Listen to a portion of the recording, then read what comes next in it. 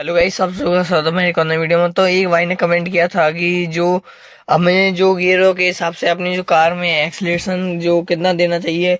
जैसे कि लो गियर्स में हमें जो एक्सीलरेशन कितना देना चाहिए, जैसे कि हाई स्पीड में, जैसे कि फिफ्थ गियर में हमें कितना एक्सीलरेशन देना चाहिए, और जैसे कि हम गियर को जब हमें स्पीड की जरूरत पड़ती है तो हमें कितने एक्सेलरेशन देना चाहिए, और जब हमारी कार जैसे कि फर्स्ट गियर से लो गियर्स में चल रही है तो हमें कितना एक्सेलरेशन देना चाहिए, और स्पीड को मेंटेन करने के लिए कितना एक्सेलरेशन देना चाहिए। तो इस वीडियो में इसी टॉपिक के ऊपर बात करने वाले हैं कि आपको इस जो भी इनसे रिलेटेड है, आपको मैं पॉइंट्स को क्लियर करने वाला हूँ इस वीडियो में। तो वीडियो लास्ट तक जरूर देखना, इनसे रिलेटेड जो कि गियर से रिलेटेड अपने एक्सेलरेशन से रिलेटेड होगी, जैसे कि हमें कितना एक्सेलरेशन देना चाहिए और किस गियर के हिसाब से कितना एक्सेलरेशन देना चाहिए, और कब कब कब स्पीड जो स्पीड के मेंटेन करने के लिए हमें कितना एक्सेलरेशन देना चाहिए। वीडियो ऐसे शुरू करते हैं, वीडियो लास्ट तक जरूर देखना। तो सबसे पहले बात कर लेते हैं हमें जो आपने जो स्पीड को मेंटेन कैसे कर सकते हो आप। तो जैसे कि मैंने इसके ऊपर एक डेडिकेटेड वीडियो बना रखी है, तो मैं उसकी लिंक डिस्क्रिप्शन में डाल दूंगा, वहां से जाकर उस वीडियो को चेक कर लेना। फिर भी मैं आपको ये बात बता देता हूँ कि आप कैसे जो अपनी जो स्पीड को मेंटेन कर सकते हो। जैसे कि अगर अपनी जो गियर है, पहले गियर में आपकी स्पीड को मेंटेन करना चाहते हो तो सिंपली आपको कुछ नहीं करना है। पहले गियर लगाया हमें कुछ इस तरह से, और फिर आपको करना क्या है कि अपनी जो क्लच है उसको आराम आराम से छोड़ना है कुछ इस तरह से। एक्सीलरेशन पेडल का यूज में नहीं लेना अगर अपनी जो स्पीड को मेंटेन करना चाहते हो, अगर कम स्पीड पे मेंटेन करना चाहते हो। तो हमारी कार पहले गियर में 5 से 10 तक की स्पीड में चलेगी, और अपनी जो स्पीड को बढ़ाना चाहते हो और मेंटेन करना चाहते हो तो अपनी एक्सेलरेशन पेडल से मेंटेन कर सकते हो। मैंने आपको इसके बारे में बता दिया कि आप लो गियर्स में कैसे मेंटेन कर सकते हो। और दूसरी बात कर लेते हैं, जब हम टॉप गियर्स में रहते हैं, जैसे कि अब मैं फोर्थ फिफ्थ गियर लगा दिया मैंने कुछ इस तरह से। आप सपोज मानो कि मैंने फिफ्थ गियर लगा दिया एक बार,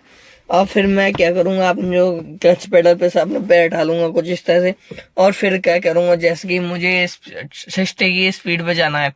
तो मैं क्या करूंगा, जो जब तक मैं एक्सीलरेशन दूंगा जब तक हमारी कार 60 की स्पीड पर नहीं पहुंच जाती, कुछ इस तरह से एक्सीलेटर पेडल को दबाते रहूंगा। सपोज मानो कि अब तक मेरी जो कार है 60 की स्पीड पे आ गई है, इस जगह पर जो एक्सीलेटर पेडल को मैं कुछ इस तरह से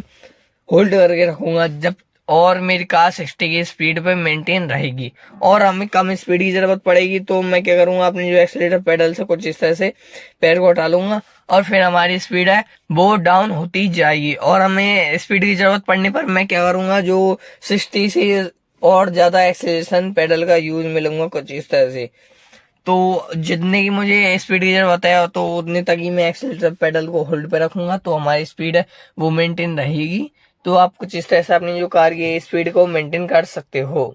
और हाँ, एक प्रॉब्लम ये भी थी कि जब हम फिफ्थ गियर लगा देते हैं किसी किसी कार में, या फिर जो सिक्स्थ गियर भी लगा देते हैं, टॉप गियर में मतलब चलते हैं हम अपनी जो कार को लेके, तो हमें एक्सेलरेटर पेडल का कितना यूज में लेना चाहिए यूजुअली,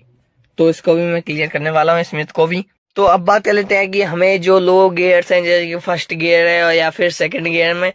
तो हमें कितने इसमें एक्सेलरेशन पेडल का यूज में लेना चाहिए। तो हमें जैसे कि अगर आपको कार में आप खाली, जैसे कि अपनी जो कार है कोई नहीं बैठा है अपनी जो कार में, तो आप क्या कर सकते हो कि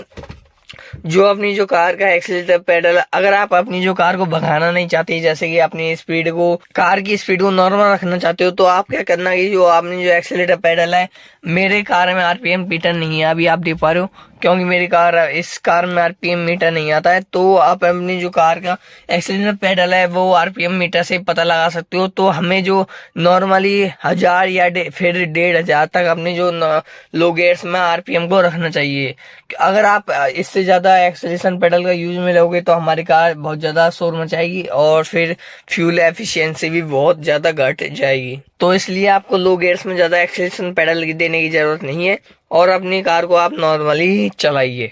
तो अब बात कर लेते हैं अपनी जो कार है, जैसे कि हमारी कार टॉप गियर में चल रही है, तो मेरा जो कार का टॉप गियर है वो फिफ्थ गियर है। तो जैसे कि मेरी कार फिफ्थ गियर में चल रही है, तो हमें जो फिफ्थ, जैसे कि टॉप गियर जो हमारी कार के होते हैं उसमें हमें ज्यादा एक्सीलरेशन पेडल की जरूरत नहीं होती है, क्योंकि जो हमारे थोड़ा सा ही, जैसे कि हमारी कार 1500 आरपीएम पे ही हमारी कार 80 से